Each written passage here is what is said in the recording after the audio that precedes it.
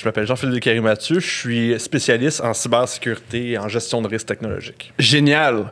Alors, tu as un peu plus d'expertise que Julie Snyder en sécurité informatique. Oui, et Marie-Mé, Dan Bigra, avec tout le respect que je leur dois, ou pas, j'ai peut-être plus habilité à parler de cybersécurité qu'eux autres. Contrairement à ce que François Legault pourrait croire. Bon. Contrairement à ce que le premier ministre pourrait croire. Oui. Qu'est-ce que tu penses, je te laisse toute la parole, toute la place, qu'est-ce que tu penses de l'application COVID-19 qu'on nous encourage à télécharger? Je vais donner la réponse de consultant chiante, là. Ça dépend. Non, mais c'est oui, mais c'est ça. Avant même de te répondre, là, je vais te expliquer le contexte. Pourquoi c'est difficile. Pourquoi il y a une confusion présentement, là, parce qu'il y a quelqu'un de les partis d'opposition à l'Assemblée nationale qui disent installez pas ça, c'est un risque pour les données personnelles. Puis t'as le gouvernement Legault qui dit ben il n'y en a pas de risque pour les données personnelles, what the fuck. Il y a une problématique dans les médias en général, la manière qu'on formate les nouvelles, puis qu'on explique les choses aux gens qui ne se prêtent pas à ce genre de sujet complexe où c'est pas tranché. Tu sais, quand je donne, dans les dernières années, ça fait quoi? J'ai des centaines d'entrevues que j'ai données, là, tu sais.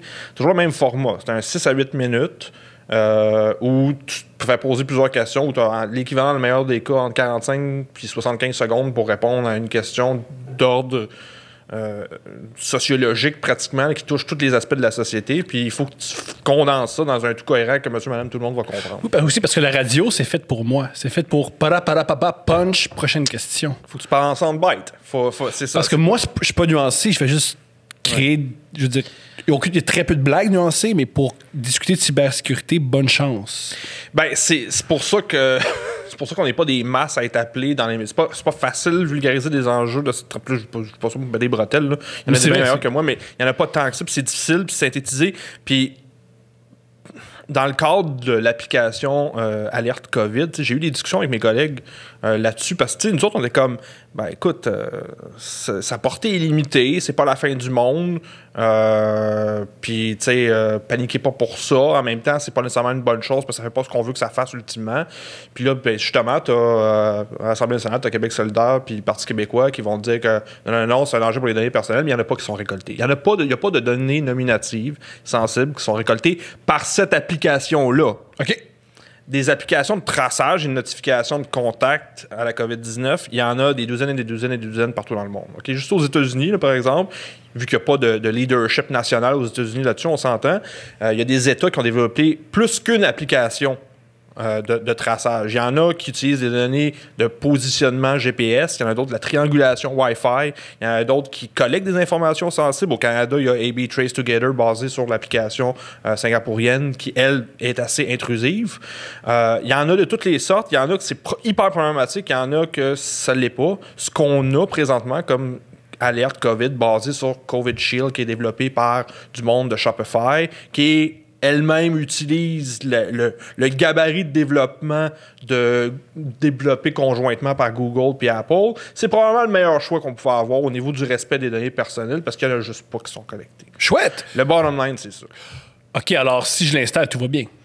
Ben, oui, si tu veux que ça fasse rien de vraiment important. Ça m'intéresse, ça. Qu'est-ce que tu veux dire par là? Le problème avec ça, c'est qu'on n'a pas le contexte que quand il y a un... Mettons, si toi et moi, là, justement, on parle là, pendant plus que 15 minutes, puis on a les deux à l'application installée, ça va générer une clé spécifique, unique, qui va être gardée 14 jours sur l'application. Puis si toi, admettons, demain ou après-demain, tu obtiens un diagnostic positif de la COVID-19, le ministère de la Santé publique, bien évidemment, va te donner une clé unique pour te dire que touchez-y pas à ce gars-là, puis tu vas la rentrer, selon ton propre gré ou pas, dans l'application pour dire, ben voici, OK, j'ai été infecté. Et toutes les personnes que tu as croisées depuis 14 jours vont être notifiées par l'application qu'on est en contact. C'est une manière d'enlever l'appel un petit peu gênant et humiliant de bonjour.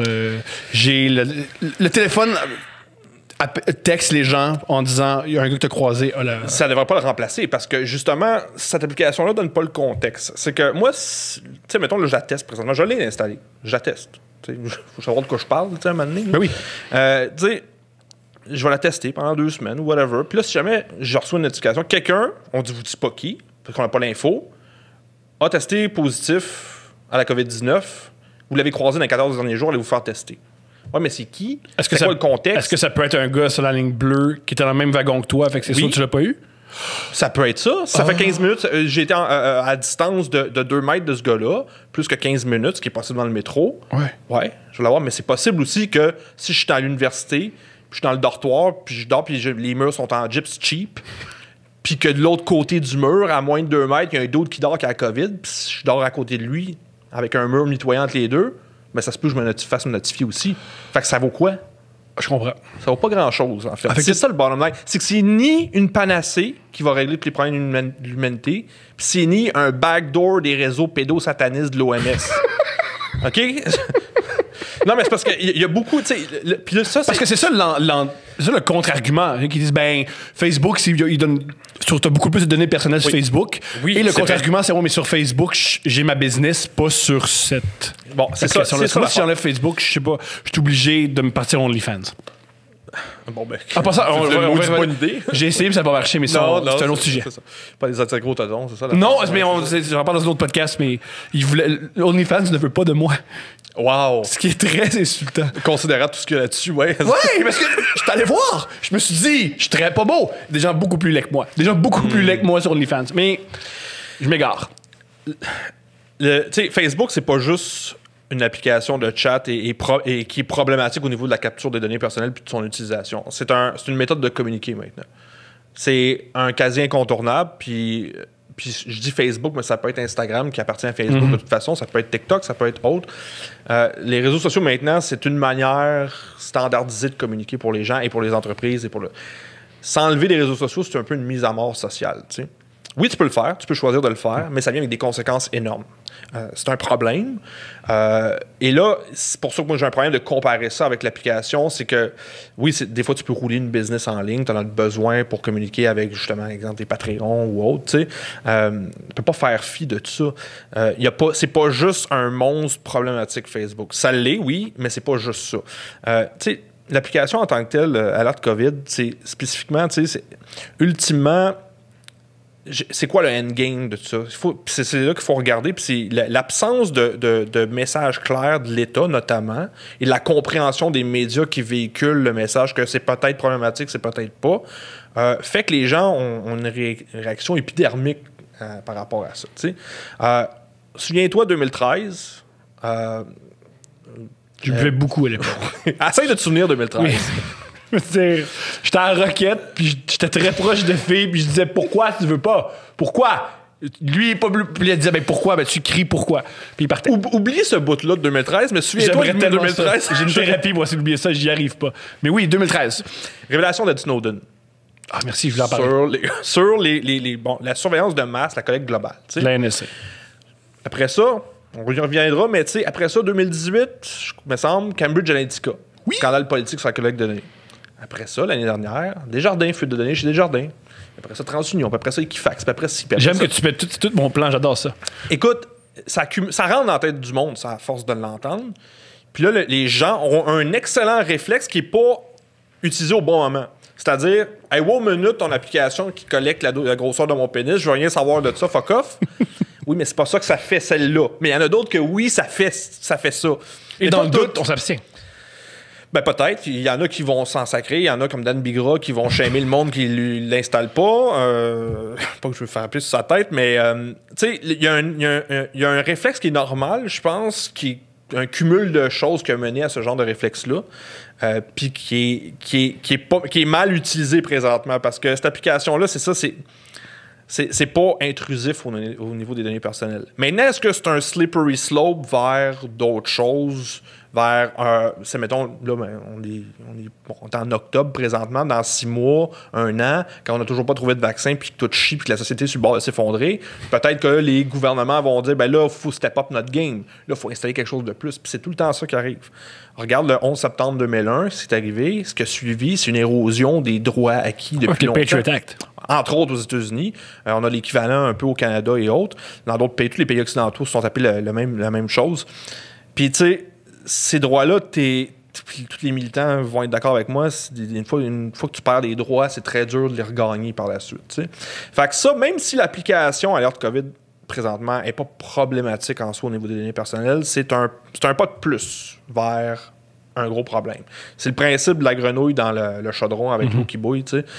C'est jamais bien gros au début. Non, mais c'est juste ça. Oui, mais ça fait juste ça. Puis c'est juste ça. Mais c'est cumul de c'est juste ça à la fin que ça devient problématique. Par contre, ceux qui nous écoutent, qui se disent je veux aider, il y a une pandémie mondiale, je veux faire ma part, et qui téléchargent l'application. Toi, en tant qu'informaticien, t'es pas contre ça? Ou t'es contre ça? Non, je suis pas du tout contre ça.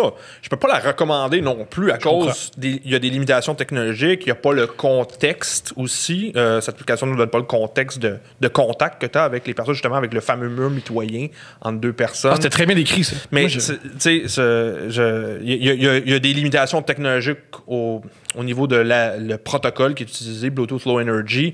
Ça donne une précision, mais qui rend ton 2 mètres est un peu dans la zone dans la marge d'erreur du protocole. T'sais. Fait que il y a surtout des limitations technologiques plus que diaboliques, je te dirais, ou des enjeux du complot mondial pédosataniste. C'est surtout ça le problème. Fait que si quelqu'un veut l'utiliser, fair enough, mais ça ne doit pas être vu comme une manière de se protéger. Je comprends. Ça ne l'est pas. Puis ça, Doug Ford, premier ministre de l'Ontario, en juillet, quand il y avait des grosses tractations partout dans le niveau au Canada pour adopter une genre d'application de ce genre-là, il a très bien dit, il a dit, ça va être un bouclier protecteur pour les gens. Mais non, Steve, non. Il est en train de dire que Doug Ford est tata. Est-ce que t'avances ça? Est-ce que t'avances que le frère d'un crackhead est peut-être pas... c'est pas de sa faute si son frère est un crackhead. Un peu. Ça a peut-être joué, on le sait pas. Peut-être. T'as un frère crackhead? Non, j'ai pas de frère point, fait que ça règle le problème. Là. J'ai pas de frère crackhead, non. Mais écoute, moi, le gros problème que j'ai, c'est aussi le besoin que les politiciens ont de faire quelque chose, même si ça fait rien, pour prouver qu'on fait quelque chose, même si ça fait rien. Chez les artistes, on est pareil. C'est le fun de vous comparer à la Ligue de l'humanité. Non, c'est une joke. Tu peux rire. On est un peu comme ça aussi. Pour de vrai, c'est mieux que rien faire. Adib a une blague là-dessus. Ben là, ce qu'il dit, c'est débile, mais au moins, il dit que son cœur, c'est de la blague d'Adib. Peut-être, c'est pour de vrai, je voudrais pas être d'insulter de François Legault et compagnie parce que, tu sais, il y a tous les États américains, ou presque, et tous les États du monde ont fait quelque chose. Regardé, oui, mais c'est ça, ils ont regardé ces applications de traçage-là. Il y en a beaucoup en ont pris en compte, ils l'ont utilisé. Ça serait mal vu de rien faire. Même si ça fait rien, ultimement. Ça fait pas grand-chose. Tu sais, tu veux combattre, si mettons, t'es conscientisé, là. T'es pas un conspirationniste, tu dis oui, ok, je comprends qu'il y a une pandémie, là, ça serait le fun de faire quelque chose pour. Si les bons vieux conseils sont encore les bons, garder une distance, se laver régulièrement les mains, porter un masque quand c'est possible, puis minimiser tes contacts. C'est plate, là, mais c'est une pandémie, là. Puis on suit les mêmes patterns qu'en 1918, la grippe espagnole. Il y a eu 3 vagues en 1918, la deuxième a été la plus meurtrière parce qu'après la première, le monde s'est lâché lousse.